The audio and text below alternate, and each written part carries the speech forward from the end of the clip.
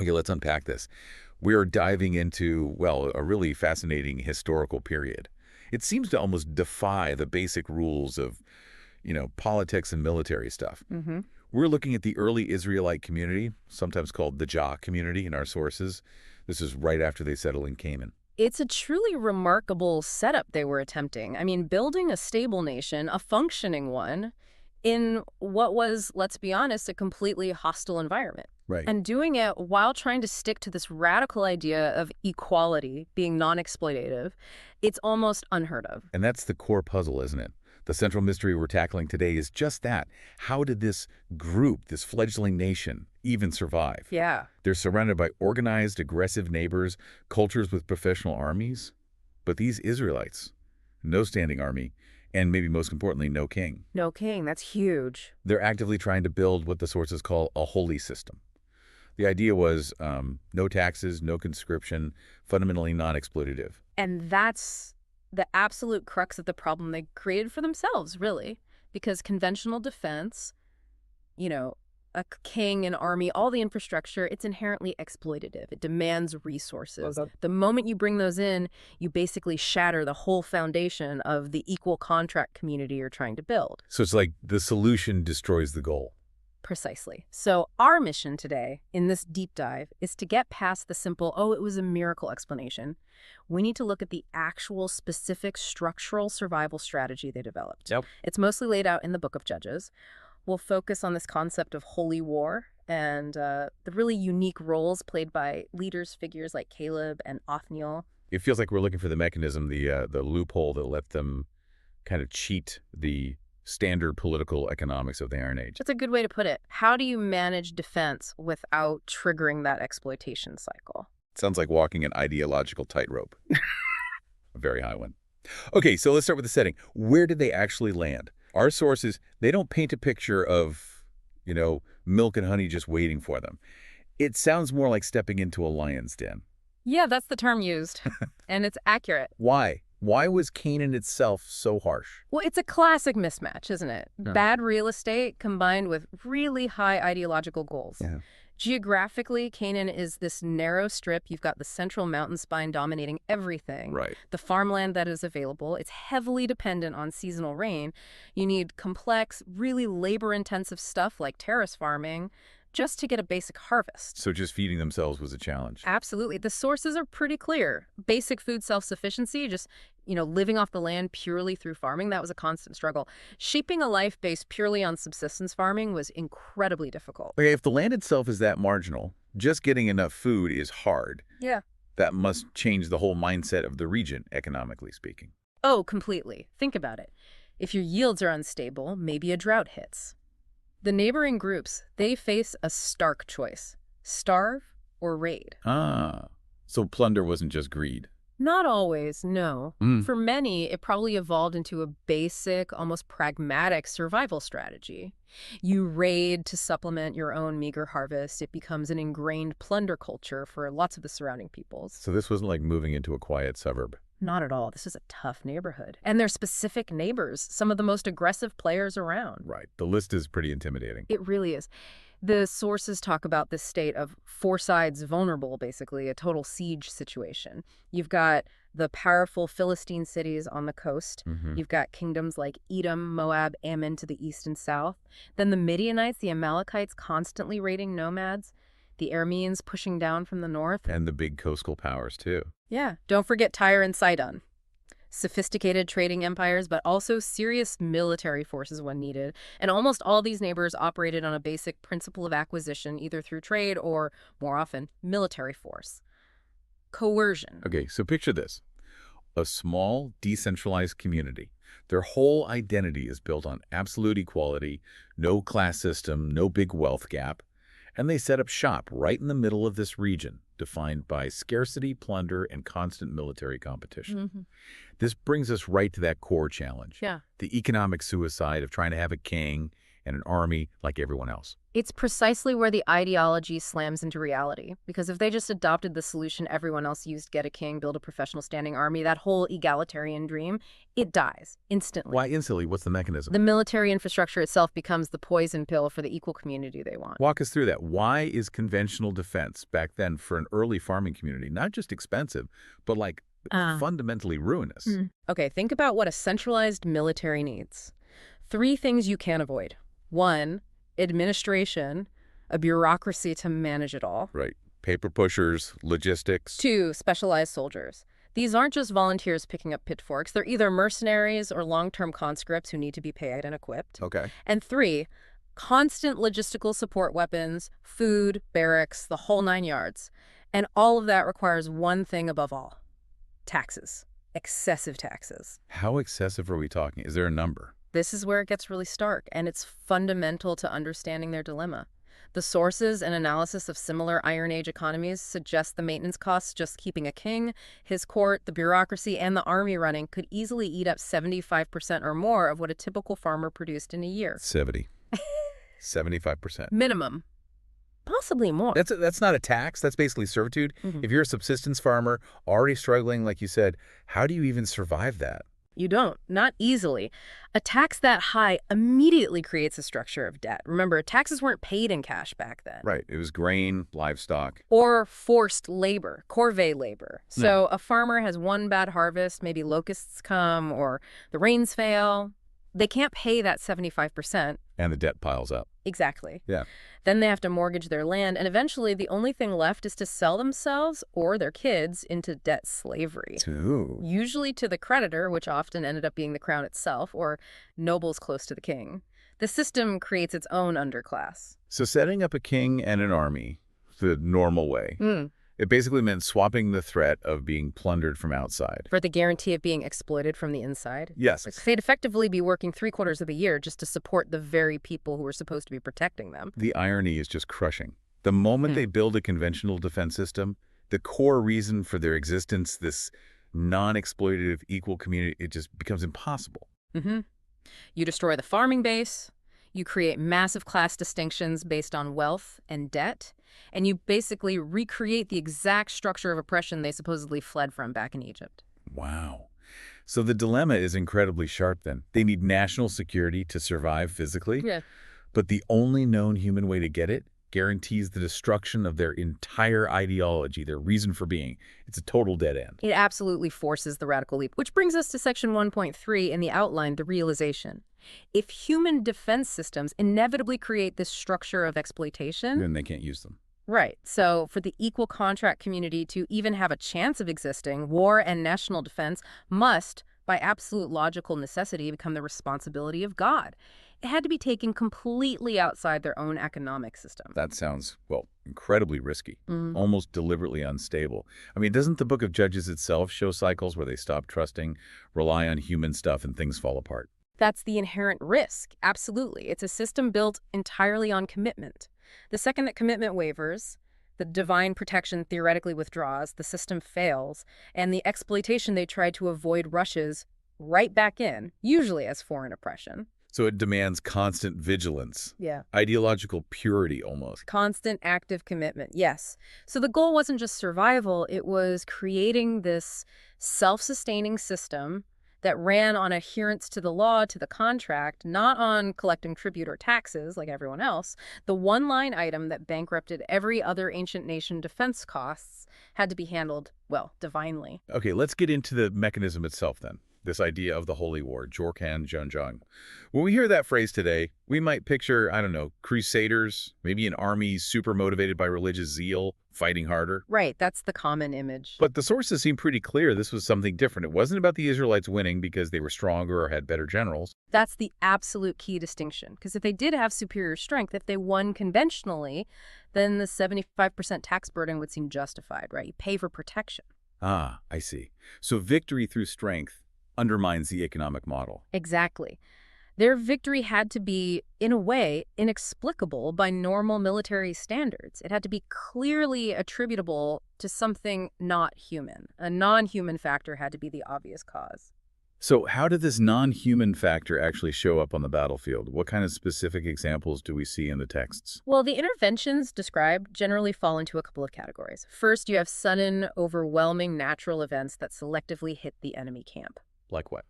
We read about things like massive hailstorms, sudden flash floods washing away armies, maybe earthquakes, freak storms, the things that destroy enemy supplies, logistics, and morale, while leaving the Israelites relatively untouched. Okay, acts of God, literally. But you said a couple of categories. What's the second? The second one is, for me, even more fascinating. It works on psychology. It's about internal collapse within the enemy ranks. Internal collapse. Yeah, the mechanism seems to be generating extreme panic and confusion. The sources use this term, jujungjalwan. It basically translates to internal fighting and self-destruction.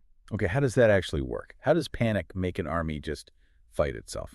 Well, think of it as the ultimate psychological weapon, divinely deployed.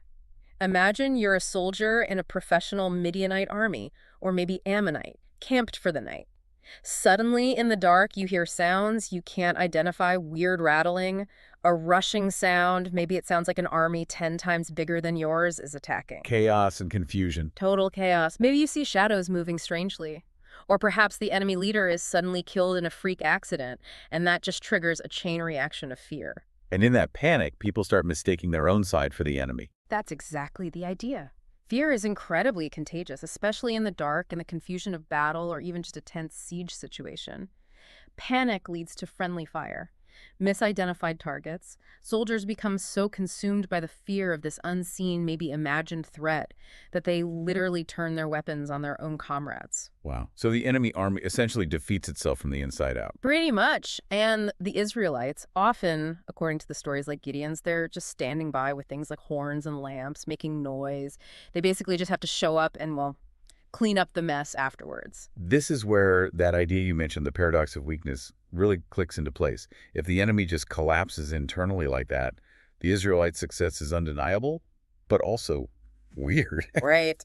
Our sources seem to insist that the very fact Israel didn't have a proper army, that they were weak by conventional standards, was actually the proof of their God's power. It functioned like a giant, flashing billboard to the surrounding nations. Think about it. If Israel had won with chariots and cavalry, the other kings would just say, okay, interesting tactics, next time we bring more chariots.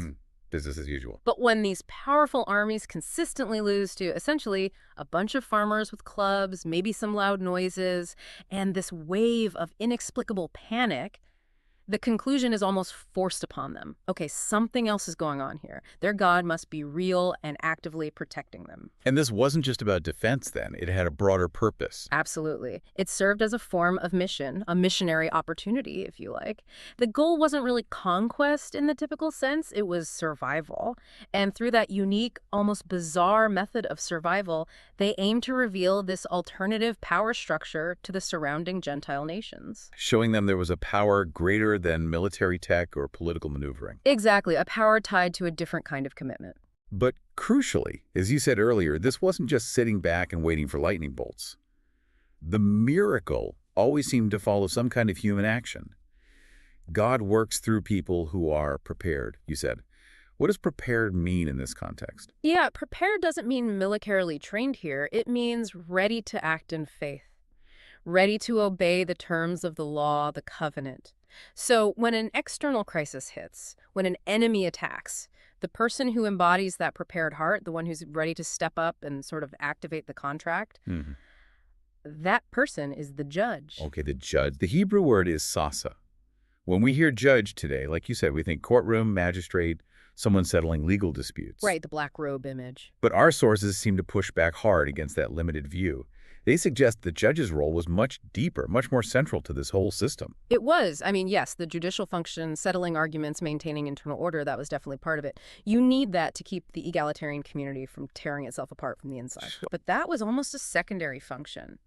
The judge's primary role, the core of their job, was being the teacher or instructor of the law.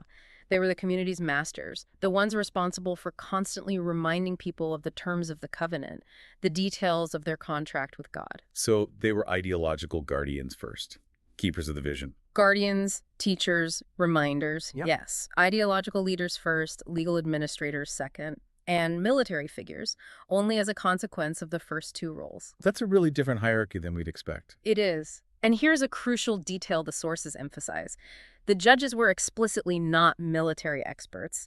They weren't strategists or generals in the conventional sense. Why not? Wouldn't that help? Because if they were brilliant military minds, where would the credit for victory go? It would go to the judge's skill, not to God. Exactly. It would undermine the entire holy war mechanism, the proof of divine intervention. Their expertise had to be in the covenant, in the law, not in battlefield tactics. Okay, but that still feels like a huge leap.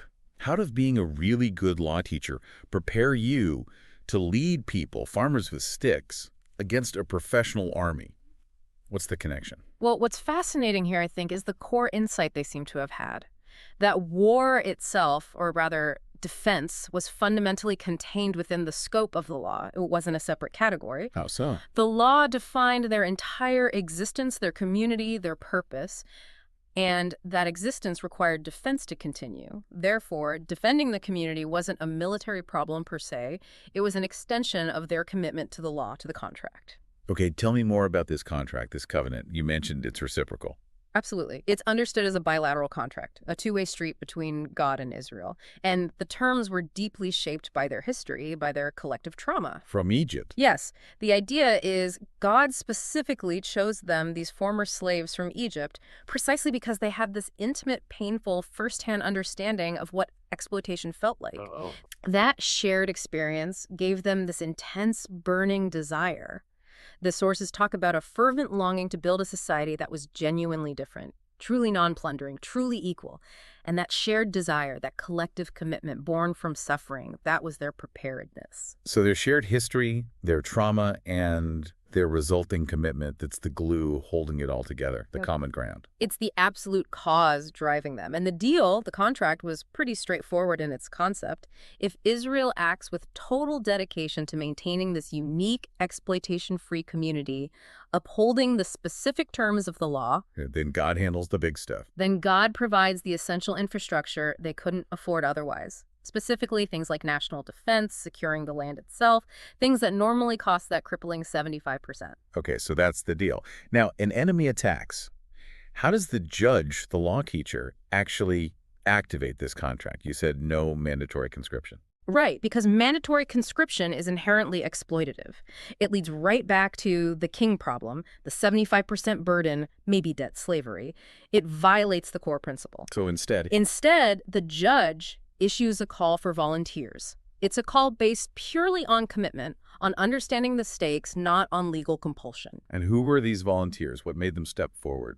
They were the people who had truly internalized the meaning of this contract community. They got it. They understood they weren't just defending land or property. They were defending the ideal itself, the possibility of a non-exploitative life. So they stepped forward voluntarily. Knowing full well they were putting their lives on the line, in extreme jeopardy, really. And crucially, think about what they brought with them. Not swords and shields, necessarily. The sources often emphasize they came equipped with farming tools, maybe clubs, implements of their daily life, symbols of peace, repurposed for defense. Wow. And that act, that willingness to risk everything with basically nothing, that's the trigger for the divine intervention. That seems to be precisely the mechanism described. God intervenes when the people demonstrate their absolute faith through concrete, often incredibly dangerous, action. Think back to the foundational stories, like the Israelites stepping into the Red Sea or the Jordan River before the waters actually parted. They risked drowning based only on the promise. Right.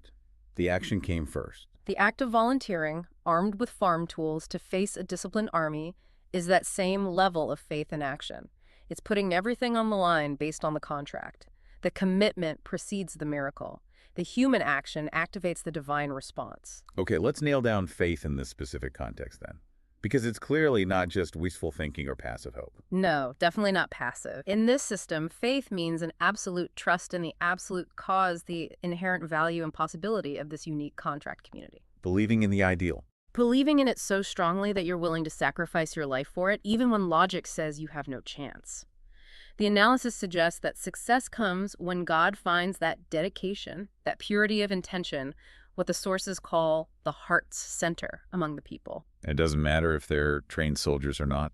Apparently not. Their military training, their professional standing, even their tribal lineage sometimes, like being from the priestly tribe of Levi, seems secondary. What matters is that absolute commitment. Which perfectly explains how a non-military person, a non-professional law teacher, maybe someone completely outside the established religious hierarchy, could actually become the most effective leader in a crisis. Exactly. Expertise in warfare was irrelevant. Dedication to the covenant was everything. Okay, this whole framework, faith, volunteers, divine intervention triggered by action, becomes really critical when we look at the story of the very first judge mentioned, Othniel. Yes, Othniel. His situation wasn't just a typical local raid or border skirmish. No, it sounds much bigger, an existential threat, really. It was. Othniel faced systematic, large-scale oppression. Colonial rule, essentially. The aggressor was this figure named Kushan-Rishathaim, identified as the king of Aram, or Mesopotamia. So we're talking about a major regional power, an empire. Exactly. This wasn't just about stolen cattle. This was the imposition of foreign imperial governance onto Israel, a completely different scale of threat. And that kind of threat from an empire, normally, that demands a professional, state-level military response, which, as we've established, they ideologically couldn't provide. Correct. And the sources explicitly state what this king imposed. Excessive tribute. Overwhelming payments were demanded, which sounds an awful lot like that 75% tax burden we talked about, just imposed externally now. Right. External exploitation instead of internal. So conventional military resistance, it was literally impossible. You simply cannot defeat an army backed by the resources and logistics of Mesopotamia with a bunch of volunteer farmers carrying sticks. Logically, it's a non-starter. And yet, Othniel succeeds. But the text, interestingly, summarizes the outcome very briefly. It doesn't give us blow-by-blow battle details. What does that omission tell us, thinking about the Holy War model? It tells us everything, really. It confirms the nature of the victory, how the tactics, Othniel's brilliant strategy, the military skill involved. It's completely irrelevant, so it's omitted. Because it wasn't won by human strength. Precisely. The assumption, given the framework, is that the victory came through God's typical intervention methods that Jajangjelwan, the panic, confusion, self-destruction among the Aramite forces. The crucial point was that Othniel acted in faith. He led the volunteers who stepped forward. That action was sufficient to activate the contract. God kept his end of the bargain. Okay, but for Othniel to have the kind of faith needed to even attempt that, to rally people for what seemed like a suicide mission, we need to understand where he came from. And the text makes a point of linking him to Caleb. A very strong link. He's introduced not just as Othniel, but specifically in relation to Caleb's younger brother's son, and likely also his nephew or son-in-law through marriage. That's not just genealogy trivia, is it? Oh. It's pointing to something deeper. It's signaling an ideological inheritance, a spiritual lineage, a passing down of leadership commitment. Caleb wasn't just Othniel's uncle or father-in-law. He was his mentor. He was the architect, in many ways, of this deep commitment culture, especially within their tribe, the tribe of Judah. Okay, here's where it gets really interesting then. Let's refresh our memory about Caleb himself. Yeah. His defining moment really sets the stage for Othniel's later success, doesn't it? Absolutely. Caleb's entire character, as presented, is defined by this absolute reliance on the covenant, the contract. It goes all the way back to that original spy mission into Canaan. Right, when most spies came back, terrified. 10 out of 12 came back saying, "We can't do it. There are giants. We look like grasshoppers." But Caleb, along with Joshua, stood firm, and Caleb's famous line was, "They are our food. Jidoriyu uriyu mio jida." They are our food. On the surface, that sounds incredibly reckless, just pure bravado. But if we read it through this lens of the law, the contract, what is he actually saying? It's not recklessness. It's absolute clarity based on the terms of the deal. He's saying, look, God promised us this land as part of the contract, the size, the strength of the current occupants. That's irrelevant. Their presence here simply confirms that they are the provision, the meal that God intends to give us according to the contract. So his boldness wasn't self-confidence. It was confidence in the contract. Total confidence in the law, in the promise. And this defines his later actions too. Remember, as a leader of Judah, Caleb gets the privilege of choosing his portion of the land first. This is his reward, his chance to pick the best spot. The easiest place, the most fertile valley. You'd think. But what does he choose? He requests the most difficult, the most dangerous, the most contested territory available. The rugged Hebron mountain region. The place occupied by the Anakim, the very giants that terrified the other skies. Exactly. He essentially volunteers for the hardest possible mission. He says, Give me that mountain, the one currently held by the enemy that scared everyone else into 40 years of wandering. Why? Why do that? Because it's the ultimate expression of leadership within this non-exploitative system. He's not grabbing the easy spoils for himself, he's doing the opposite. He's leading by example, by Yeah. sacrifice. Precisely. By deliberately taking on the toughest, most dangerous task, he sets the standard for everyone else. He demonstrates absolute faith that the law works, that the contract holds, even against the most formidable foes. He assumes the primary responsibility for the security and success of the entire tribe. And the implication is that he didn't just do this once. No, the analysis suggests Caleb spent the rest of his life instilling the same spirit, this culture of absolute faith and commitment, throughout the entire tribe of Judah. The sources use that phrase, no weak soldiers under a strong general. Yeah. You mentioned that earlier. Right, but again, it's probably not about military training in the usual sense. It's about spiritual and ideological discipline. Caleb created a culture of people willing to take risks, people who deeply understood that defending the covenant required them to step up, even into seemingly impossible situations. Okay, so Othniel growing up in that environment, mentored by Caleb, Yeah. him stepping up to face the massive Mesopotamian empire suddenly makes more sense. It wasn't random? Not at all. It was the direct, cultivated result of Caleb's generational work, his discipleship. Othniel was Caleb's spiritual disciple and successor. He inherited that understanding and that commitment. So we see a generational handover of the mission. The first generation, Joshua and Caleb's, their main task was securing the physical land, dealing with the initial inhabitants, the giants. Yes, establishing the foothold based on the promise. But the next generation, Othniel's generation, faced a different, perhaps even greater threat. Not just occupying forces, but institutional imperial dominance from a major power. A threat that aimed to impose that exploitative economic structure from the outside, which would completely crush their unique egalitarian system if it succeeded. So Othniel's task was to secure the contract community itself against this new kind of threat, using the same faith-based mechanism. Exactly. The successful succession of faith and commitment from Caleb to Othniel ensured the survival of the unique Israelite model against its first major external imperial challenge. It proved the system could work, generationally. And if we connect this to the bigger picture, looking down the line in Israelite history, this foundational faith, this leadership culture established by Caleb and demonstrated by Othniel within Judah, it really forms the crucial background for why that particular tribe plays such a central, often dominant role later on. It suggests they were perhaps the tribe that most deeply internalized and committed to this absolute cause, this radical contract with God. Right from the beginning, they were grounded in that risky faith. #outro. Wow. Okay, so this deep dive has really, I think, fundamentally shifted how we might understand early Israelite survival. The core secret, it wasn't about having a better army or maybe cleverer politics or even just getting lucky with geography. No, it seems to have been a deliberate structural solution to a fundamental economic and ideological problem. And that solution was rooted entirely in this unique, demanding, contractual relationship they believed they had with God. The Holy War wasn't just about divine power, but about avoiding the economic catastrophe of funding human defense.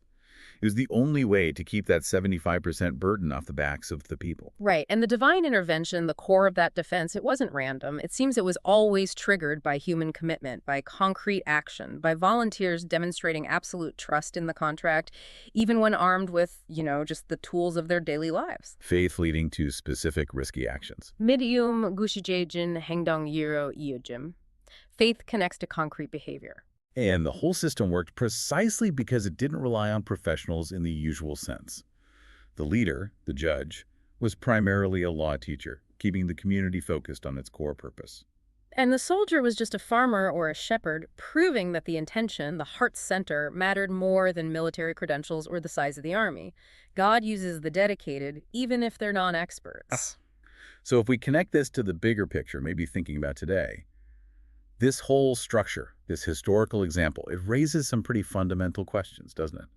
About how we fund and defend our own core values, maybe in our communities or even our personal lives. It really does. Those early Israelites understood, maybe instinctively, that letting the cost of defense, the cost of maintaining the structure, consume 75% of their productive effort would actually destroy the very society they were trying to protect. They placed their entire existence on the line for an ideological premise, equality, non-exploitation. They essentially risked immediate physical annihilation to avoid what they saw as a guaranteed internal corruption, moral economic, spiritual. Which leads us, I think, to a final provocative thought for you, the listener, to maybe mull over. Yeah, think about this. In your own life, maybe in your work, your family, your community, what is the absolute cause for you? What's that core defining principle or value that you're building your structure around? That thing that is non-negotiable. Exactly. And then the harder question, are you prepared to risk everything for that cause?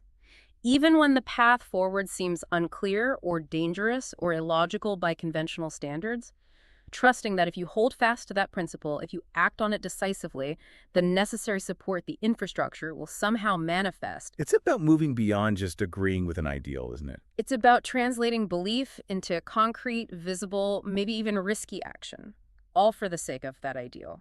It's a profound challenge posed by this ancient story.